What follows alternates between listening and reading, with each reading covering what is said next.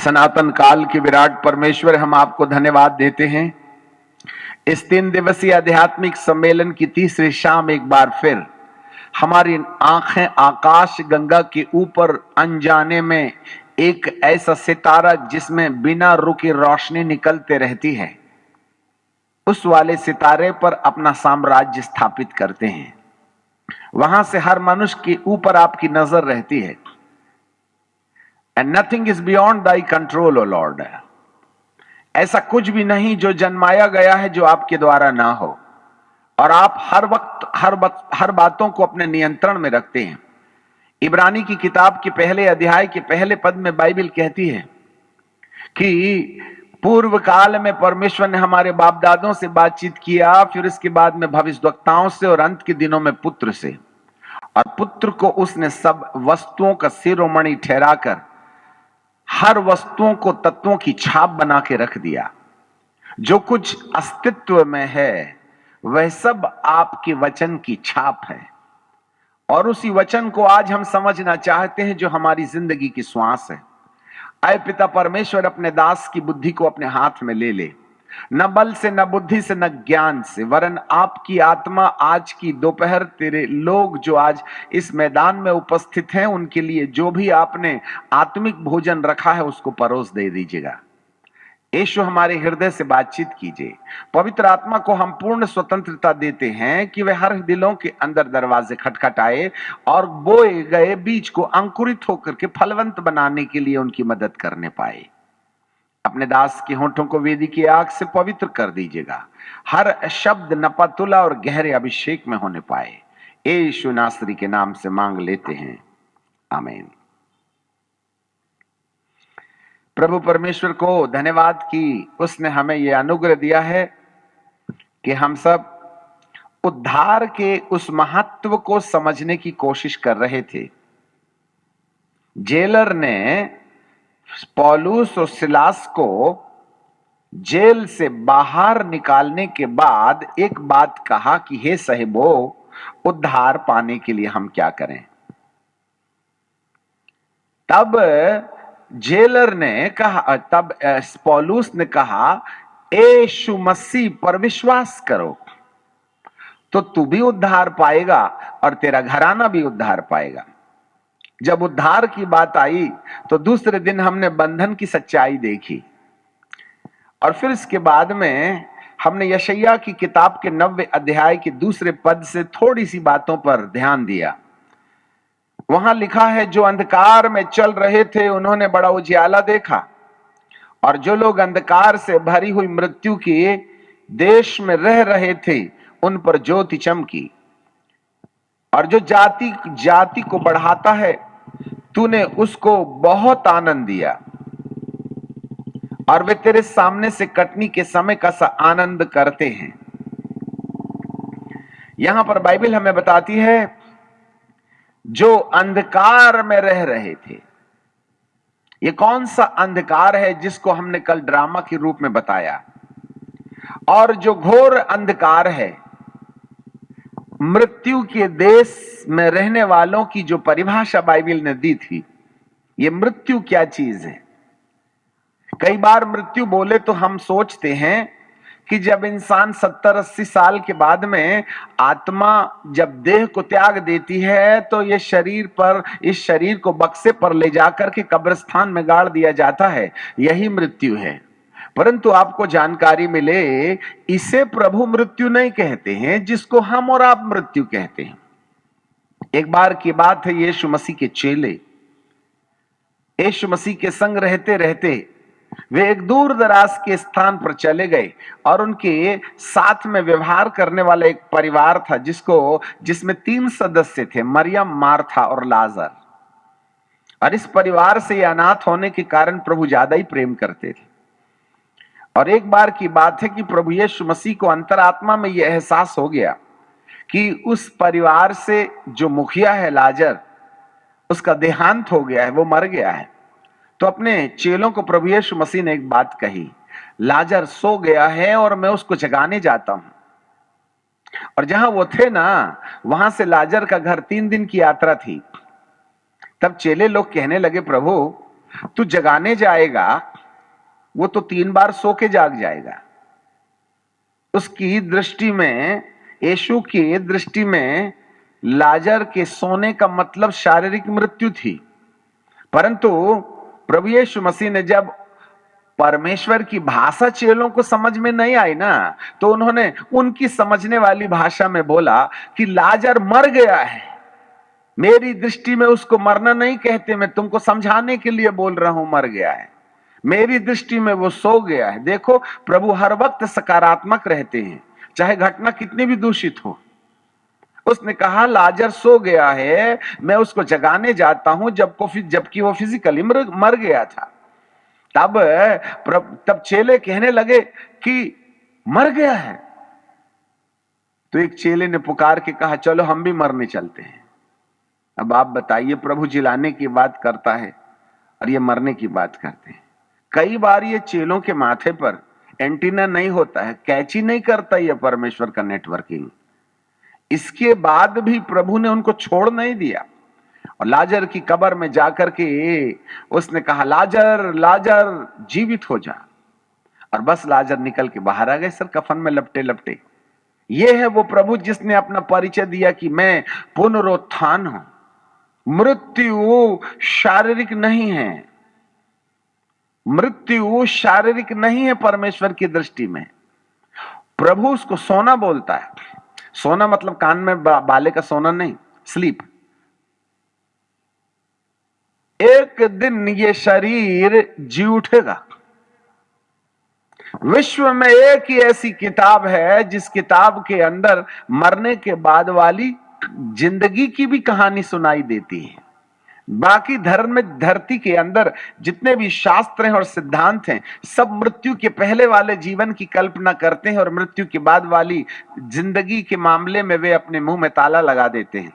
परंतु बाइबल का प्रभु एक बहुत साफ स्पष्ट बात कहते हैं, शरीर मरेगा तो परंतु जी उठेगा। जो मुझ पर विश्वास करते हैं, यदि वे मर भी जाएं तो भी जिएंगे, ऐसे यूहन्ना की किताब में लिखा हुआ है। अब बाइबल हमें यह कहती है कि जो लोग अंधकार से भरे हुए मृत्यु के देश में रह रहे थे, तो यह मृत्यु का देश है क्या? कल हमने मृत्यु की परिभाषा बताई और उसको आज थोड़ा सा आगे ले जाना चाहते हैं, और थोड़ा यदि जरूरत पड़ी तो हम उस ड्रामे को कल थोड़ा सा रिपीट करके आवश्यक बातें जरूर आपको बताएंगे जब समय आएगा। तो परमेश्वर ने मनुष्य को अपने स्वरूप और समानता में बनाया, यह उत्पत्ति की किताब के 1:26 में लिखा हुआ है। परमेश्वर का रूप जैसा है ना, वैसा ही मनुष्य का रूप है। तो परमेश्वर आत्मा है, इसलिए उसने आत्मा बनाई। आत्मा को अपने में से अलग करके उसको अपने परिचय से एक अलग परिचय दे दिया, उसको उसने आदम बोला। और उसके बाद उसने अपनी बुद्धि में से बुद्धि अलग किया, अर्थात नॉन मटेरियल माइंड, सूक्ष्म दिमाग, माइक्रो पार्टिकल्स से बना हुआ एक ऐसा ब्रेन जो सोचता है, देखता है, बोलता है, सुनता है। आपको जानकारी मिले, मनुष्य 2 दुनिया से मिलकर के बना है।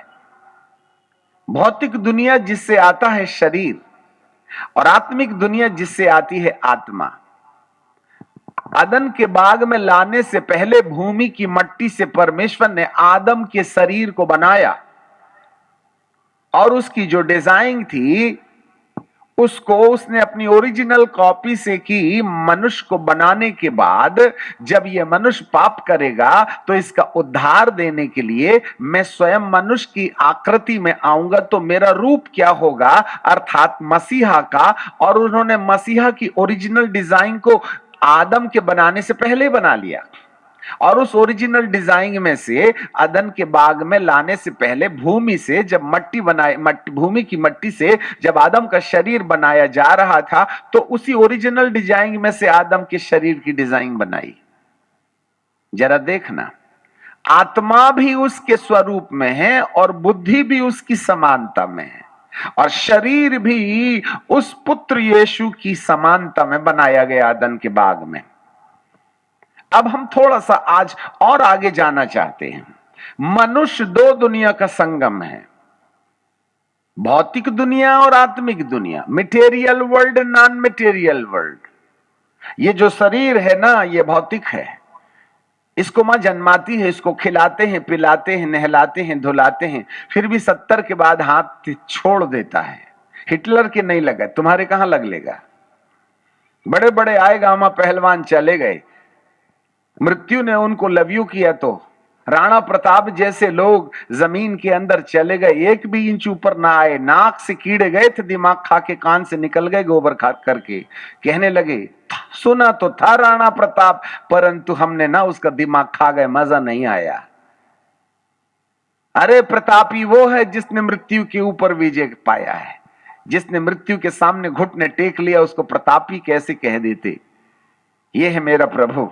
चलिए, सो ये शरीर है, और शरीर को चलाने के लिए एक शारीरिक दिमाग होता है, जिसको भौतिक दिमाग कहते हैं या मटेरियल माइंड कहते हैं। और यह भौतिक दिमाग ही है जो शरीर की 5 इंद्रियों पर नियंत्रण करता है। जरा ध्यान से सुनिएगा।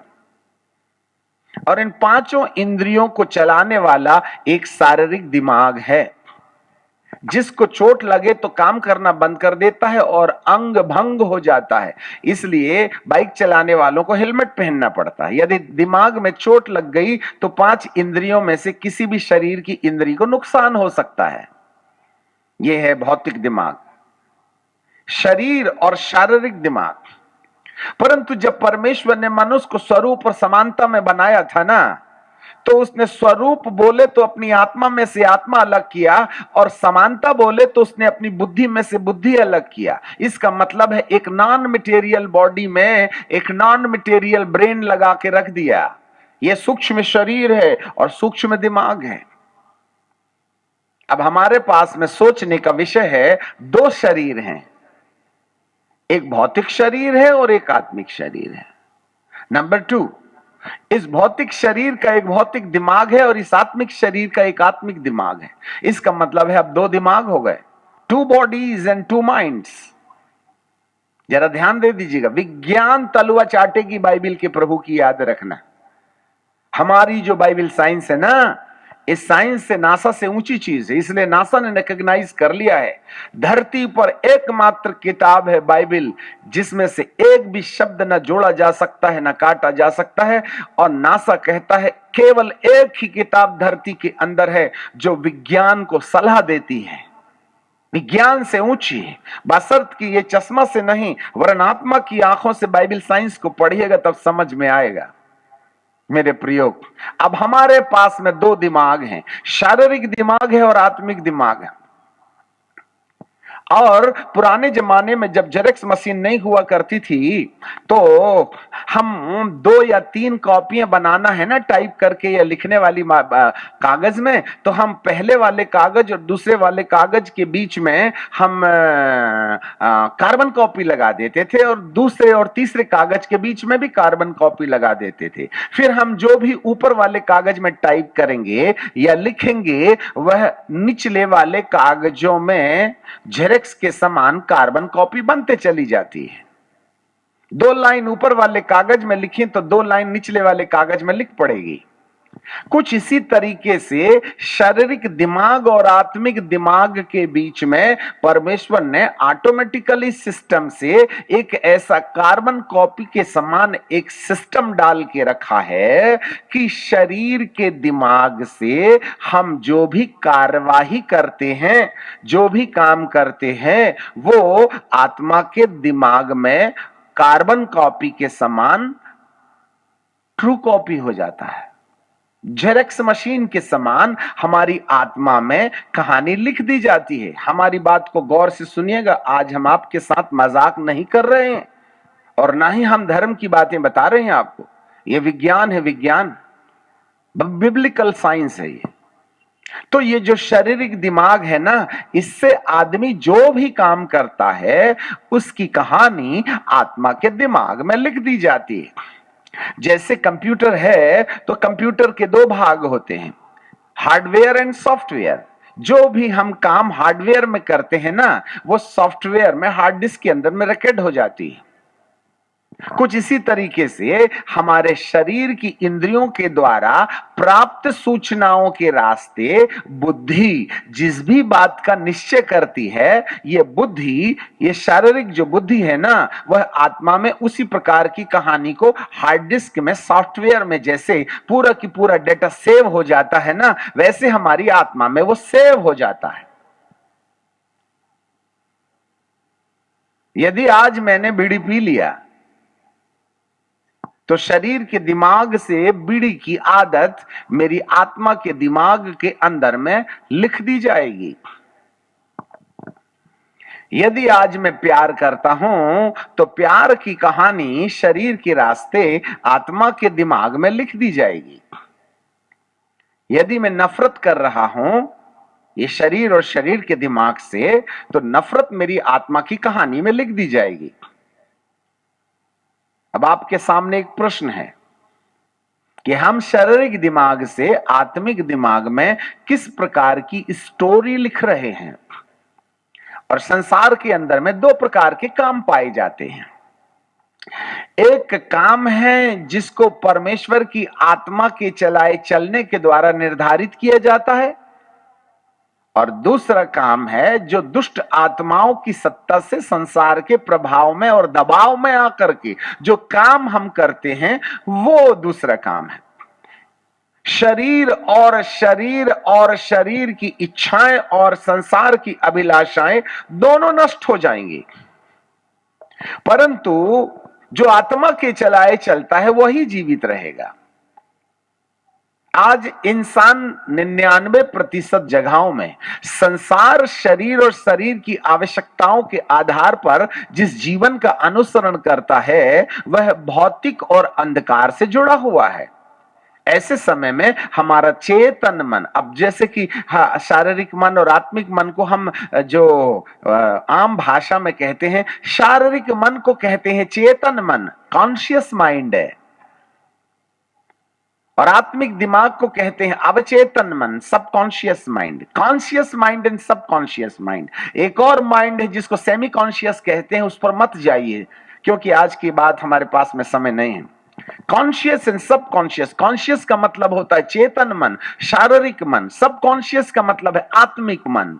याददाश्त शारीरिक दिमाग में नहीं रहती है, याददाश्त आत्मिक दिमाग में रहती हैं। यादें शारीरिक दिमाग की संपत्ति नहीं है, यादें आत्मिक दिमाग की संपत्ति है।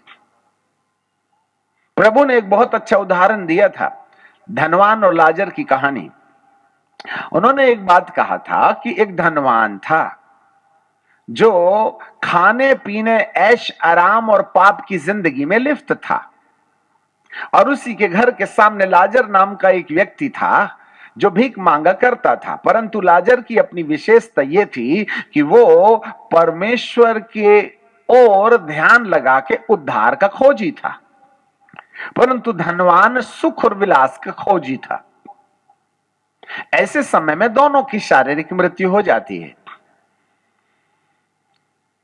लाजर को स्वर्गदूत लोग उठाते हैं और इब्राहिम की गोद में, जिसको सुखलोक या पैराडाइज कहते हैं, वहां पहुंचा देते हैं। और धनवान भी मारा जाता है, गाड़ा जाता है, और उसकी आत्मा को जमीन की गहराई में अधोलोक में छोड़ दिया जाता है। और उस अधोलोक में वो भयानक पीड़ा में पड़े आंख उठाता है। इसका मतलब है अधोलोक में शरीर नहीं गया, आत्मा गई। तो आत्मा जब आंखें उठाती है तो इब्राहिम की गोद में लाजर को देख पाती है। इसका मतलब है एक आंख है जो शरीर की है, जिसको डब्बे में बंद करके आपने कब्रिस्तान में पैक कर दिया, पर एक और आत्मा, एक और आंख है जो मृत्यु के बाद आत्मा के निकल जाने के साथ आत्मा के साथ जुड़ी रहती है। अब धर्मी हो या पापी हो, आपकी दो आंखें हैं। शारीरिक आंखें हैं जिसको कीड़े मकोड़े खा के लंच डिनर ब्रेकफास्ट बना के खत्म कर देंगे, 24 घंटे के बाद वो आंखें पानी बन के बह निकलेंगी, परंतु एक और आंख है जिसका अंत नहीं होगा, और वो आंख है आत्मा की आंख। और जब आप मर के चाहे ऊपर जाएं चाहे नीचे जाएं, वहां ये आंखें काम करेंगी। अधलोक में पीड़ा में पड़े हुए धनवान ने अपनी आंखें उठा करके देखा कि इब्राहिम की गोद में लाजर, उसने लाजर को पहचान लिया, मतलब दिमाग वहां भी काम करेगा। याद रखिएगा, इब्राहिम की गोद में करोड़ों आत्माएं थी, क्योंकि सारे धर्मियों का ठिकाना वहीं था, परंतु केवल लाजर को ही धनवान ने क्यों पहचाना? इसका मतलब है आत्मा के पास मेमोरी पावर होता है। वह लाजर को ही इसलिए जान पाया क्योंकि वह रोज अपने दरवाजे में लाजर को देखा करता था, और लाजर भी वैसे ही दिख रहा है जैसे ये माटी पर दिखता था। अब एक बात और सफाया हो जाती है, हमारी आत्मा का जो आकार है ना, और उसका जो फिगर है ना, उसका जो चित्र है ना, बिल्कुल वैसे ही रहता है जैसे शरीर में हम थे। यदि मैं दाढ़ी लेके मरूं तो मेरी आत्मा की भी दाढ़ी होगी। यदि आप क्लीन शेव में मरेंगे तो आपकी आत्मा का भी क्लीन शेव होगा। नहीं तो आप मेरे को कैसे पहचानिएगा स्वर्ग में यदि मेरी दाढ़ी निकल जाए यहीं तो? क्यों एलिया को पहचाना गया? क्यों मूसा को पहचाना गया? क्यों शामुएल को पहचाना गया? क्यों संतों को हम पहचान लेते हैं? क्योंकि जैसे वो शरीर में थे ना, उनका आत्मा भी उस शरीर के रूप में ढल गया है और वो परमानेंट हो गया है, उसमें किसी प्रकार की कोई हेर फेर नहीं की जा सकती है। इसीलिए धनवान ने आंखें उठाकर के जब स्वर्ग में देखा तो लाजर को पहचान लिया, क्योंकि शारीरिक लाजर और आत्मिक लाजर में सिमिलैरिटी थी। और उसने कहा, हे इब्राहिम बाबा, लाजर को बोलो, क्योंकि कर्जा तो उसी से ले सकता हूं, मेरी जूठन पाल करके, जूठन खा के उसने पानी में जीवन गुजारा था ना, तो कर्जा तो हो गई ना मेरा नमक का उसके ऊपर में। इसलिए उसको बोलो कि अपनी छोटी वाली उंगली पानी में भिगोए और मेरी जीभ को ठंडा करने के लिए एक बूंद पानी ले आए, बिस्लरी की बोतल मत भेजना। तो उसने बोला, तो मुंह भी होगा ना आत्मा का। तो अब्राहम बाबा ने कहा, देखो हमारे और तुम्हारे बीच में भारी गढ़ा है, यहां से वहां कोई आ नहीं सकता और वहां से कोई यहां आ नहीं सकता। तो धनवान की आत्मा ने सुना, मतलब आत्मा के कान भी होते हैं। फिर उन्होंने कहा, ठीक है कोई बात नहीं, यदि आप मेरे पास में लाजर को नहीं भेज सकते हैं ना, तो मेरे 5 और भाई हैं जो खैनी में लगे हैं, बीड़ी में लगे हैं, बॉयफ्रेंड गर्लफ्रेंड बना रहे हैं, पत्नी को छोड़ के ना जनाने कितनी लड़कियों को लाइन मार रहे हैं वो लोग, और मोबाइल में भी बहुत ही चिक विचिक करते हैं वो लोग। उनको बोलो कि पाप करना बंद कर दे, तेरा भाई नीचे कदम ताल कर रहा है। कहीं ऐसा ना हो कि वो पापों पांचों की पांचों पाप के चक्कर में यहां आ जाएं और हम पूरे 6 भाई वॉलीबॉल खेलते रहे यहां पर आग में। इसका मतलब है नरक में जाने के बाद भी आपको अपनी रिश्तेदारी याद रहेगी। आप विवाहित हैं या अविवाहित हैं, कितने बच्चों की शादी हो गई और कौन सा बेटा बिगड़ा है, नरक में आपको याद आएगा या स्वर्ग में भी याद आएगा। इसका मतलब है आत्मा में मेमोरी पावर होता है, इसको मिटाया नहीं जा सकता, झुटलाया नहीं जा सकता। एक बार शरीर के दिमाग ने आत्मा के दिमाग में जो भी कहानी लिख दी है ना, यदि वो मर पड़ी तो वे कहानियां अमर हो जाएंगी। परमेश्वर स्वयं भी अपनी पूरी ताकत लगा ले तो आत्मा के दिमाग से शरीर के द्वारा की गई बुराई को या सच्चाई को वह मिटा नहीं सकता। हमारी आत्मा में ही हमारे किए हुए हरेक कामों का विवरण है। हमारी आत्मा, हमारा आत्मिक दिमाग अपने आप में एक इतनी बड़ी लाइब्रेरी है जिसमें पैदा होने से लेकर अब तक की कहानी लिखी पड़ी है। भले ही चेतन को ये याद ना हो हमने कितने बार बीड़ी पिया था और कितनी बिटियाओं की जिंदगी बर्बाद की थी, शायद तुम्हें याद नहीं होगा, परंतु आपकी आत्मा के दिमाग के अंदर में ये कहानी रिकॉर्ड है। जब आप कंप्यूटर के स्क्रीन में देखते हैं तो जो फाइल खुलेगी उसी का ना पिक्चर सामने आएगा। पूरा हार्ड डिस्क जो है स्क्रीन में नहीं होता, हार्ड डिस्क के अंदर में कौन कौन सी फाइलें हैं, जब तक उसको अनलॉक करके उसको ना क्लिक ना कीजिएगा तब तक डिस्प्ले में नहीं आएगी। चेतन मन भी एक छोटा सा स्क्रीन है, उसके पास में सब कुछ आइडिया नहीं है, सारा आइडिया तो हार्ड डिस्क में है, सॉफ्टवेयर में है। आपका आत्मा सॉफ्टवेयर है, आपका आत्मा और आत्मिक दिमाग एक सॉफ्टवेयर या हार्ड डिस्क के समान है, जिसमें पैदा होने से लेकर अब तक की कहानी लिखी है। शायद आप भूल गए कितने बार आपने मोबाइल चोरी किया था, शायद आप भूल गए चर्च में पुरानी चप्पल छोड़ के नहीं उठा ले गए थे, शायद आप भूल गए कि आपने पति के जेब में से कितने बार 100 की बंडल में से 5 निकाल के साड़ी के नीचे दबा रखी थी। भले ही पति को नहीं मालूम होगा, पी लिया था ना, परंतु आपकी आत्मा के अंदर में 17, 28, 25, 95 बार की जेब से चोरी करने की कहानी लिखी है, जिसको खुदा भी नहीं मिटा सकता। उद्धार मजाक खेल नहीं है, याद रखिएगा। भ्रांति में मत रहिए, किस्मत जागी जो आ गई, नहीं तो फूटी तो थी ही थी। आज परमेश्वर इस मैदान में आने वाले लोगों को प्यार करते हैं, इसलिए आप यहां हैं। You are under the divine plan of God. इसलिए अपने बड़े बड़े कानों को खोलकर परमेश्वर के दिल की धड़कनें सुन लीजिएगा। हमने अपनी चेतना से शरीर के कितने काम लिखे हैं आत्मा के दिमाग में, हमने आत्मा के द्वारा संचालित किए जाने वाले कितने काम आत्मा के दिमाग में लिख दिए हैं, जो शरीर के द्वारा लिखे गए हैं। यदि मैं बीड़ी पीता हूं तो मेरी आत्मा में बीड़ी की कहानी है। यदि मैं खैनी खाता हूं तो मेरी आत्मा के अंदर में खैने की आदत आ गई है। यदि मैं शराब पीता हूं तो मेरे शरीर के दिमाग से आत्मा के दिमाग में वो शराब की आदत आ गई है, जिसको मिटाया नहीं जा सकता है। यदि मैंने हत्या की है तो भले ही दुनिया न जाने, मेरी आत्मा बोलेगी मैं हत्यारा हूं। जिसको पति नहीं जाना, जिसको पत्नी नहीं जानी, जिसको बच्चे नहीं जाने, जिसको सरकार नहीं जानी, जिसको परिवार नहीं जान पाया, जो आपने 5 पर्दे के पीछे किया था अकेले में, जिसको चिड़िया ने भी नहीं देखा, आपकी आत्मा में रिकॉर्ड पड़ा हुआ है उसका, उसको मिटाया नहीं जा सकता। अब हमारे सामने ऐसी समस्या है, मान लीजिए मैं बीड़ी पीता हूं, और बीड़ी पीता हूं या तंबाकू खाता हूं, पिचिक पिचिक करते रहता हूं, पान खाता हूं या शराब पीता हूं, या मोबाइल के अंदर में गंदी वाली पिक्चर देखता हूं, जिसको पोर्नोलॉजी बोलते हैं, लड़का लड़की नंगे होकर जो पाप करते हैं ना, वो वाली देखने की आदत आज यहां बैठे 99% लोगों को है। आपने अपने शरीर के दिमाग से आत्मा के दिमाग में वासना की कहानी लिख दी है। Listen me carefully. आज कितने बेटे बेटियां हैं जो अविवाहित हैं, उन्होंने वो कर लिया जो शादी के बाद लाइसेंस पाने के बाद मिल करना चाहिए था।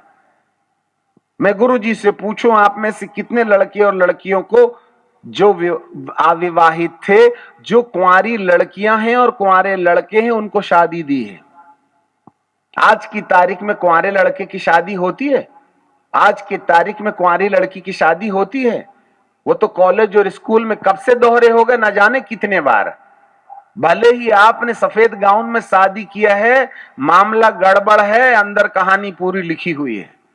पादरी साहब को बुद्धू बनाया जा सकता है, माँ बाप को उल्लू बनाया जा सकता है, परंतु आपकी आत्मा झुठला नहीं सकती। आपने विवाह के पहले शारीरिक शोषण किया है, उसका हिसाब आपकी आत्मा के अंदर में लिखा हुआ है। और ऐसी आत्मा जब स्वर्ग जाएगी, बीड़ी पीने वाली, दारू पीने वाली, मोबाइल में इचिक बिचिक करने वाली, तो प्रभु जब आत्मा की आदत तो रहेगी भाई। जैसे शरीर में 3 बार बीड़ी पीते हैं, तो आप आत्मा के अंदर में भी तो 3 बार याद रहेगी ना। भले घड़ी न रहे तो अंदाज तो लग ही जाएगा, इतना टाइम हो गया। बीड़ी पीने वाला भूत गया ऊपर, आत्मा एक तो जा नहीं सकते, मान लो की बात है। आपने हमारा पैजामा पैंट पकड़ के स्वर्ग चले भी गए, देखो जा तो सकते नहीं, क्योंकि मेरा ही वजन जाता है, तो तुम्हें कहां झेल लूं मैं। तो मान लो चले गए, वहां जाने के बाद में 4-6 घंटे के बाद में स्वर्ग के परमेश्वर के पास गए और कहने लगे, प्रभु जी 4 घंटे के बाद जरा एक कस तो मारना पड़ता है, और 8 घंटे के बाद में जब तक ये नहीं जाते गुड मॉर्निंग होता नहीं अपन को। आदत तो बनी है ना आत्मा की, शरीर के आधार पर। अब आप स्वर्ग के महाराजा के पास जाके कह रहे हैं, जरा यहाँ पान की दुकान और खैनी की दुकान कहाँ है, एड्रेस देंगे क्या?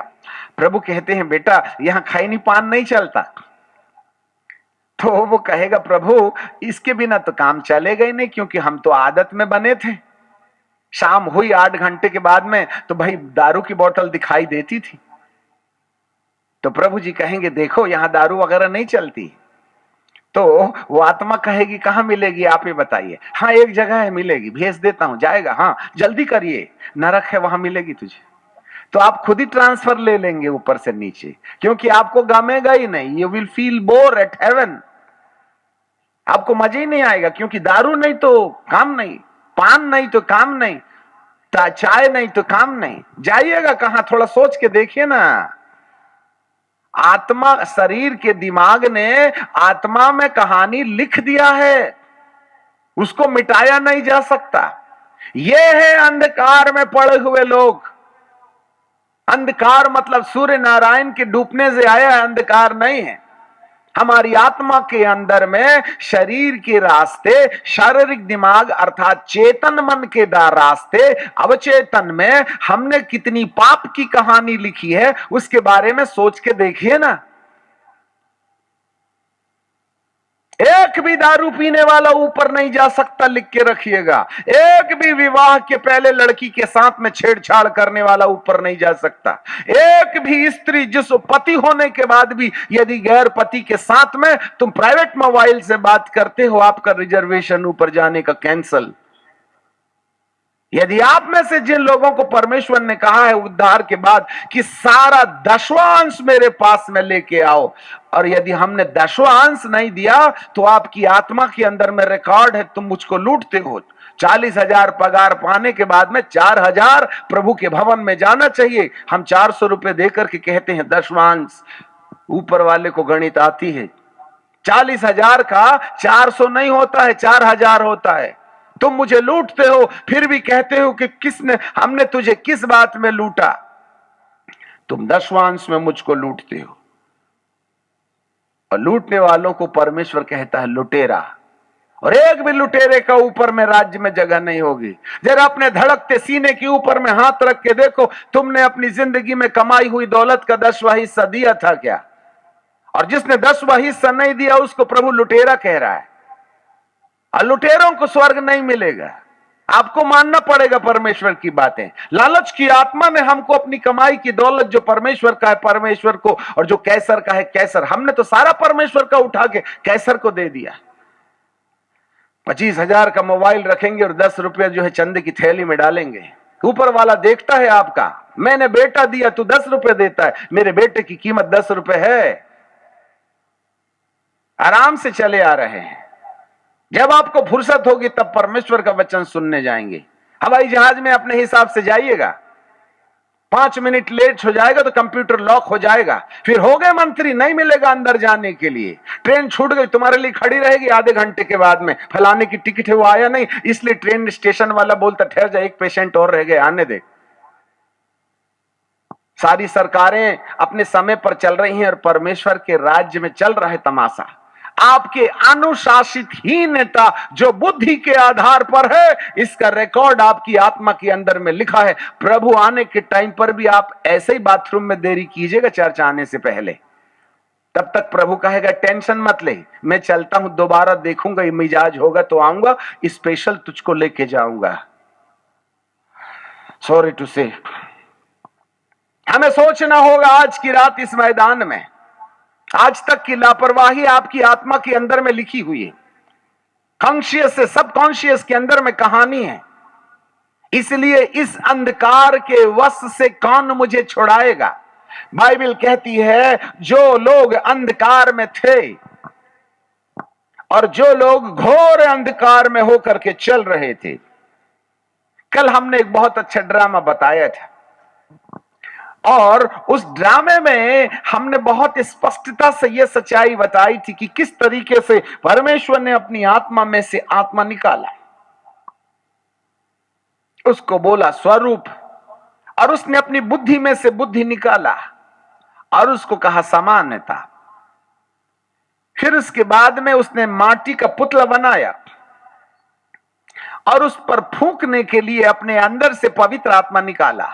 जैसे यीशु मसीह ने फूका और कहा, लो पवित्र आत्मा। इसी तरीके से यहोवा परमेश्वर जब आदम के माटी के पुतले के नथनों में फूक रहे थे ना, तो फूक से निकली पवित्र आत्मा, और उस पवित्र आत्मा ने परमेश्वर की आत्मा से अलग की हुई आत्मा को, जिसे उसने श्वास कहा, और परमेश्वर की बुद्धि में से अलग की गई बुद्धि, जिसको स्वरूप का समानता कहा, इन दोनों को पवित्र आत्मा ने लेकर के मनुष्य के शरीर के अंदर प्रवेश कर गया। अब शरीर में 4 व्यक्ति हैं।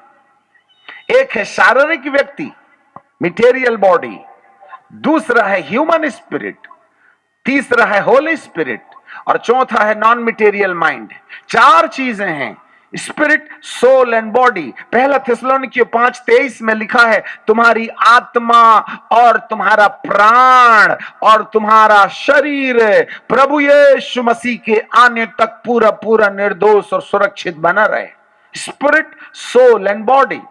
परंतु स्पिरिट, सोल एंड बॉडी के अंदर में अदन के बाग में जब आदम को परमेश्वर ने अपनी पूरी महिमा के वस्त्र पहनाए थे ना, उस समय उसके अंदर आत्मा, प्राण और शरीर में पवित्र आत्मा रहा करते थे, जो पवित्र आत्मा आदम की आत्मा में रहकर उसकी बुद्धि में पवित्र आत्मा के द्वारा पाए जाने वाले 9 अनुभवों को, जो गलातियों 5:22 में हम देखते हैं, उसका व्यवहारिक रूप अदन के बाग में आदम के जीवन के अंदर में था। देखिएगा गलातियों 5:22 में प्रेम, आनंद, मेल, धीरज, कृपा, भलाई, विश्वास, नम्रता और संयम, ये ह्यूमन माइंड का या मटेरियल या नॉन मटेरियल माइंड का नेचर नहीं था। चाहे भौतिक दिमाग हो, चाहे आत्मिक दिमाग हो, वह कोरा कागज है। आप मोबाइल खरीदते हैं ना, तो मोबाइल को चार्ज कीजिएगा और चार्ज करने के बाद में उसको ऑन कीजिएगा, तो उसमें कोई डेटा नहीं आता है, सिर्फ आइकॉन्स आएंगे। और उसके बाद उसमें हम सिम डालते हैं, और सिम डालने के बाद जब तक सिम एक्टिवेट नहीं होती है, आपको डेटा नहीं मिलेगा। जब आदम को परमेश्वर ने अदन के बाग में बनाया था ना, तो कुछ ऐसा ही नया मोबाइल की तरह थे जिसमें कोई चिप सिम नहीं थी। हमारी बात को गौर से सुनिएगा, यह सब बाइबल साइंस है जिन लोगों ने सीख लिया। जब मनुष्य का शरीर और शरीर का दिमाग था, वह कोरा कागज था। जब मनुष्य की आत्मा और आत्मिक दिमाग था, वो कोरा कागज था। इसके अंदर में पवित्र आत्मा एक सिम का काम करते हैं, और जब सिम डाल दी जाती है, इसके बाद सिम को एक्टिवेट किया जाता है, और जैसे ही वो एक्टिवेट हो जाएगी, पवित्र आत्मा को भी एक्टिवेट करना पड़ता है। एक्टिवेट करने के लिए आदम की बुद्धि को पवित्र आत्मा के सबमिशन में ले जाना है। अय पवित्र आत्मा, तेरे अंदर जो ईश्वर का स्वभाव पाया जाता है, वह सब मेरे मोबाइल के स्क्रीन में जैसा डेटा बाहर आ जाता है ना, वैसे ही मेरी इंद्रियों में, मेरी शारीरिक बुद्धि में, मेरी आत्मिक बुद्धि में पवित्र आत्मा के वे सारे गुण डाल दिए जाएं। और ये एट ए टाइम हुआ। जैसे ही आदम का मन पवित्र आत्मा के लिए समर्पित हुआ, तो पवित्र आत्मा बहुत आसानी से उसकी आत्मिक बुद्धि में और शारीरिक बुद्धि में पवित्र आत्मा के 9 अनुभव डालने लगे। प्रेम, आनंद, मेल, धीरज, कृपा, भलाई, विश्वास, नम्रता और संयम। ये 9 डिवाइन एक्सपीरियंस जो आदम की आत्मा में रहने वाले पवित्र आत्मा ने समर्पित मन के ऊपर में चेतन और अवचेतन, चेतन के अंदर डाल दिया था, जिसने चेतन के रास्ते, अवचेतन में, कॉन्शियस के रास्ते, सब कॉन्शियस में आदम के द्वारा निर्धारित किए गए आत्मा के चलाए चलने वाले स्वभाव को उसने आत्मा में रिकॉर्ड करके जेरेक्स के समान रखा था। और इस कारण से आदम के चारों तरफ परमेश्वर की महिमा का वातावरण था। The glory of God was enveloping the Adam's body. इसलिए आदम का जो शरीर था ना, वो नंगा होने के बावजूद भी नंगा दिखाई नहीं देता था। उसके शरीर में रोशनी ही रोशनी निकलती थी। उस समय वो उजियाले में था, उस समय ज्योति उसके अंदर थी। परंतु जिस दिन जब परमेश्वर ने पहली आज्ञा दिया था और अंतिम आज्ञा दिया था कि तू भले और बुरे के ज्ञान के वृक्ष के फल को मत खाना, जिस दिन तू खाएगा उस दिन अवश्य मर जाएगा। और कल आदम ने वो फल खा लिया, और जैसे ही फल खाया वैसे ही अंदर रहने वाले पवित्र आत्मा ने कहा, हेलो पिता परमेश्वर, आदम ने वो कर लिया जो तूने मना किया था, मैं क्या करूं, मुझे तो दम घुट रहा है यहां पर। तो पिता परमेश्वर ने कहा, छोड़ दे आदम को, पाप कर लिया ना, इसलिए अब तेरे लिए अर्थात पवित्र आत्मा के लिए मनुष्य की आत्मा में रहने की जगह खत्म। क्योंकि चेतना ने अनाज्ञाकारिता को अवचेतना में छाप दिया, अर्थात शारीरिक दिमाग ने पाप को आत्मिक दिमाग में छाप दिया। और जैसे ही आत्मिक दिमाग में पाप की बू आई ना, पवित्र आत्मा निकल के बाहर आ गए। जरा ध्यान से सुनिए, दुनिया की एक भी किताब ये रहस्य आपको नहीं बताएगी। पहला आदम पवित्र आत्मा से भरा था। पहले आदम की बुद्धि आत्मा के सबमिशन में थी। इस कारण से पवित्र आत्मा के पूरे 9 अनुभव जो गलातियों 5:22 के अंदर में पाए जाते हैं, आदम के शारीरिक इंद्रियों में व्यवहारिक रूप में दिखाई दे रहे थे। और आदम के शरीर की इंद्रियों में प्रभाव के कारण से उसकी आत्मा के अंदर वे सारे गुण छपे हुए थे, जेरेक्स के समान ट्रू कॉपी बन गए थे। परंतु जैसे ही आदम ने फल खाया, वैसे ही चेतना की बुद्धि से अर्थात कॉन्शियस से सब कॉन्शियस में इंफॉर्मेशन जाती है, पवित्र आत्मा तुरंत निकल के बाहर चले जाते हैं। अब मैं इस पाप वाली आत्मा में नहीं रह सकता। जैसे ही पवित्र आत्मा जाते हैं, कल आपने ड्रामा देखा था, अंधकार ने देखा घर खाली है, चलो हम चलते हैं, और वह सीधे मनुष्य की आत्मा में आ जुड़ा। देखो, शैतान या कोई भी आत्मा मनुष्य के शरीर में नहीं निवासती, मनुष्य के बुद्धि में नहीं निवासती। आत्मा ही एक ऐसी उपलब्ध जगह है जहां पर परमेश्वर का आत्मा या फिर शैतान उस आत्मा को अपना स्थान बनाना चाहता है। आपको जानकारी मिले कि जैसे ही पाप हुआ, वैसे ही पवित्र आत्मा के जाने के तत्पश्चात दुष्ट आत्मा, वो लूसीफर जो था ना, वो सीधे मनुष्य की आत्मा में आ गया और मनुष्य की आत्मा के साथ एक हो गया। आपको मालूम होवे, जैसे ही आदम के बाग से परमेश्वर ने आदम को बाहर निकाला, उसी सेकंड में अंधकार की शक्ति आदम की आत्मा में समा गई। यह है अंधकार का रहस्य। अर्थात आदम से उत्पन्न जितने भी लोग थे, उन तमाम लोगों की आत्मा के अंदर में दुरात्माओं का निवास रहा है। और वे दुरात्माएं मनुष्य की आत्मा में रहकर आपके समर्पण की दशा के कारण, हमारी सधी भाषा को ध्यान से सुनिए, आदम की बुद्धि अपनी बुद्धि को उन आत्मा के प्रति समर्पित कर देने से दुरात्माएं इंसान की बुद्धि में पवित्र आत्मा जैसे प्रेम, आनंद, मेल, धीरज, कृपा, भलाई, विश्वास, नम्रता, संयम डाला था ना, वैसे ही ये दुरात्माएं आकर उसकी बुद्धि के अंदर ईर्ष्या, वैर, विरोध, डाह, जलन, शिकायत, मतवालापन, लीला क्रीड़ा और ऐसे काम जो परमेश्वर की आत्मा की खिलाफत में हैं, उसके दिमाग के अंदर में आ गए। यह है अंधेरा। यदि आज भी आपके माथे में जलसी है, यदि आज भी लोभ है, यदि आज भी शिकायत है, आज भी कुड़कुड़ाहट है, आज भी अनैतिकता है, आज भी आपके अंदर में किसी प्रकार की कोई बुरी व्यवहार की बातें आपके दिमाग के अंदर में पाई जाती है, मुझे कहना चाहिए वह आपके दिमाग की उत्पत्ति नहीं है, वरन दुरात्माओं का कब्जा है। It's a clutch of demon.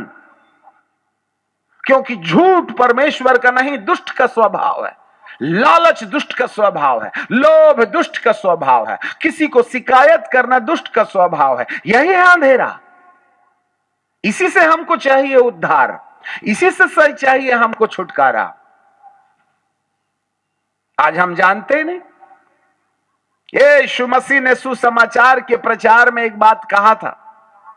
मत्ती रची सुसमाचार 4 अध्याय 17वें पद में बाइबल कहती है, यूहन्ना के पकड़वाए जाने के बाद में यीशु ने सुसमाचार प्रचार कर कहना शुरू किया कि मन फिराओ, स्वर्ग का राज्य निकट आ गया है। ये मरकुस की किताब के पहले अध्याय के 14वें पद में और ज्यादा स्पष्ट है। यूहन्ना बपतिस्मा देने वाले के पकड़वाए जाने के बाद में यीशु प्रचार कर कहने लगे, मन फिराओ, परमेश्वर का राज्य निकट आ गया है और सुसमाचार पर विश्वास करो। Have faith in the gospel. सुसमाचार पर विश्वास करो। उस जेलर ने सुसमाचार सुना। यीशु मसीह ने पतरस ने पिंतकुस्त के दिन के बाद में सुसमाचार सुनाया, जिसके परिणाम स्वरूप 3000 लोगों ने बपतिस्मा लिया। रोमियो 1:16 में लिखा है, सुसमाचार परमेश्वर की ओर से विश्वास करने वालों के लिए सामर्थ्य। The gospel of Christ is the power for the salvation. यह सुसमाचार है। इस सुसमाचार के द्वारा प्रभु यीशु मसीह ने कहा, मन फिराओ। अभी मन कैसे फिराइएगा? मन फिराने का मतलब क्या? मैं सारे संसार को, जो आज न केवल यहां वरन विश्व भर के अंदर में इस YouTube में आप देख रहे हैं, मन फिराने की परिभाषा होती क्या है? What do you mean by the repentance? यीशु मसीह तुम्हारा गया, गाड़ा गया, जी उठा, मेरे दिल में आजा, बीड़ी धोंक के आए थे, फिर सुलगा लिए। गर्लफ्रेंड के साथ में आए थे, बपतिस्मा ले लिए, जाके फिर मजा करने लगे। मुझे समझ में नहीं आता यह पश्चाताप क्या चीज है। पश्चाताप, उसकी परिभाषा सुनिएगा। जब कभी एक व्यक्ति को अपने जीवन के अंदर की गई गलतियों का एहसास हो गया, उससे उसका मन व्याकुल हो गया, और तीसरी चीज, व्याकुल मन के कारण वह उस गलती की सजा से छुटकारा पाने के लिए बेचैन हो गया। उसके अंदर उस गलती से छुटकारा पाने का मन होना चाहिए, व्याकुलता होना चाहिए, गिल्टी कॉन्शियस होना चाहिए। और जब वो गिल्टी कॉन्शियस हो जाएगा, तब उससे आजादी के लिए झटपटाहट होना चाहिए। तब आपके पास में चौथी सीढ़ी यह होगी कि मुझे कौन इस क्षमा को दे सकता है, या दूसरी ओर से कहा जाए, ये गलती जो मैंने की ना, जिससे मेरे को अशांत लग रहा है, गिल्टी कॉन्शियस लग रहा है, मुझको कौन क्षमा देगा? तब अगली सीढ़ी में आपको एक निर्दोष व्यक्ति की सच्चाई सामने आएगी, और वह निर्दोष और कोई नहीं। जैसे हिंदू धर्म शास्त्र ऋग्वेद में लिखा, प्रजापति जब निष्कलंक अवतार बन करके मानव जीवन में जन्म लेंगे, निष्कलंक अवतार, जिसके अंदर कलंक ना हो। जितने लोगों को पश्चाताप चाहिए, उन लोगों को सबसे पहले एक निष्कलंक अवतार को खोजना पड़ेगा। ईसाई मामा से जन्मे हुए लोग यीशु की निष्कलंकता को विचार किए भी ना कहते हैं, मेरे दिल में आजा, आलू भट्टे की दुकान समान। आपने यीशु की निष्कलंकता की सच्चाई जानी क्या? ये तो मजबूरी है। आप चर्च नहीं जाइए तो क्या मस्जिद जाइएगा? यीशु को नहीं भजिएगा तो किसको भजिएगा? इसका मतलब यह नहीं है कि हमारा साल्वेशन हो गया। इसका मतलब यह नहीं कि हमें पश्चाताप मिल गया। पश्चाताप तो उस समय होगा जब मुझे मालूम हो जाए कि मैंने कौन सी गलती की है, तब मुझे गलती से आजादी पाने का मन हो, और आजादी पाने के मन के कारण से अब मैं एक ऐसे निष्कलंक व्यक्ति की खोज करने जा रहा हूं जिसने पाप नहीं किया हो। जब तुम्हें कोई निष्कलंक मिल जावे, तब उस निष्कलंक के ऊपर में आपको अपना कलंक डालना है। अर्थात यीशु के ऊपर में निर्दोषिता की दशा में मृत्यु की सजा। आपने कभी चिंतन मनन किया था यीशु के हाथ में खीले इसलिए ठोकेगा क्योंकि तूने इसी हाथों ने दारू की बोतल पकड़ी थी? अरे यीशु के माथे पर जो कांटों की बेला लपेटी गई थी ना, आपके कुविचार जो मोबाइल के द्वारा आपके माथे पर आते हैं, इसलिए उसकी कांटों की बेला उसके माथे पर लगाई गई थी। उसकी पसली पर भाला इसलिए मारा गया था कि आपके अंदर से निकलने वाली बुराई का भुगतान कर सके हो। कभी आपने उसकी पसली को अपनी बुराई के भुगतान की कीमत समझी क्या? तो पश्चाताप हुआ कैसे? आज हम प्रचारक कहते हैं सब लोग यीशु को ग्रहण करो, ठीक है ग्रहण कर लेते। कैसे करिए? चलिए नदी के किनारे। हाँ क्या करें? हाँ बोलो बोलो, हमारे पीछे बोलो, हे प्रभु तू मारा गया, गाड़ा गया, जी उठा, पिंत पिलाते उसमें दुख उठाया, मैं विश्वास करता हूं विश्वव्यापी कलीसिया पर, मैं पापी हूं, तू पवित्र है, मेरे दिल में आ जा। ठीक है, यीशु मसीह कहते हैं हे प्रभु मेरे, हम कहते हैं यीशु प्रभु मेरे सारे पाप क्षमा कर दे। प्रभु जी कहते हैं एक मिनट एक्सक्यूज मी प्लीज, जरा मुझे ये सारे पाप नाम का पाप होता क्या है बाइबल में से खोजने दीजिए। 2 घंटे के बाद में उस पापी के पास प्रभु आके बोलते ये सारा पाप नाम का कोई पाप नहीं है। मोबाइल चोरी किया था बोलना,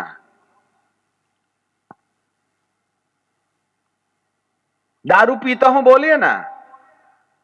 आज तो दारू की बोतल लेने और देने के बाद भी आपने यीशु को ग्रहण कर लिया। वो आया क्या दारू के साथ में? भ्रांति में मत रहिए, आप अपने उद्धार के साथ मजाक कर रहे हैं। हमारे मन के अंदर पश्चाताप का अर्थ होता है अपने मन के अंदर की गई गलतियों की सच्चाई को समझना। और जब तक एक व्यक्ति को अपनी गलती का एहसास नहीं होता है, उसके अंदर व्याकुल और झटपटाहट नहीं होगी। और जब तक उसके अंदर झटपटाहट नहीं होगी, तब तक उससे बाहर आने का मन नहीं होगा। और जब तक उसके अंदर से उस पाप से बाहर आने का मन नहीं होगा, तब तक यीशु की पवित्रता की तलाश हमको नहीं होगी।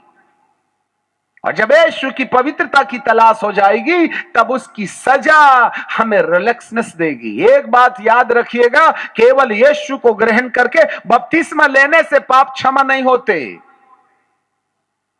धार्मिकता का मतलब होता है जिसके पाप क्षमा हो गए हैं। नीति वचन की किताब में 28:13 में बाइबल हमें बताती है, जो अपने अपराध छुपा रखता है उसका काम सफल नहीं होता, और जो अपने अपराधों को मान लेता है और छोड़ भी देता है उस पर दया की जाएगी।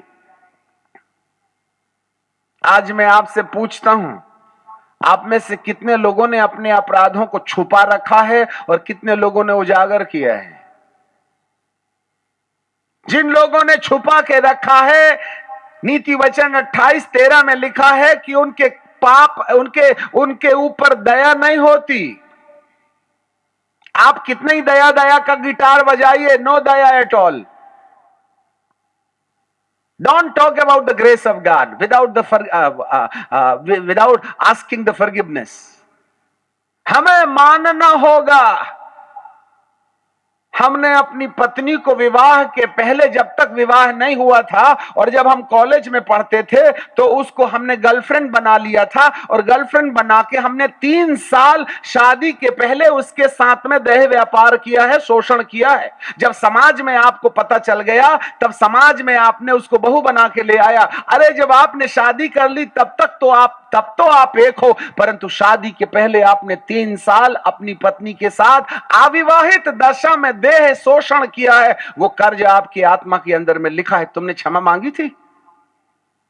यही कारण है जिन लोगों ने विवाह के पहले शारीरिक शोषण किया है, उनके परिवार के अंदर में पारिवारिक समस्याएं निरंतर बनी है, क्योंकि विवाह के पहले किया जाने वाला अपराध इतना बड़ा दरवाजा बना है जिससे कि दुष्ट आत्माएं अंदर आकर के आपके परिवार को खोखला कर रही हैं। हमारी दुआओं से आपके परिवार में आशीष नहीं आएगी। जब तक कि आपने अपनी गलती को जो विवाह के पहले की गई थी उस गलती का अंगीकार करके उसकी क्षमा को मांगने के लिए पश्चाताप ना किया हो और यीशु के तन के ऊपर में क्रूस के ऊपर में दी गई सजा को इस पाप के लिए इंप्लीमेंट नहीं किया होगा, तब तक विवाह के पहले वाला कर्जा आपके हिसाब से नहीं मिटेगा। आपकी आत्मा के अंदर यह कर्जा है।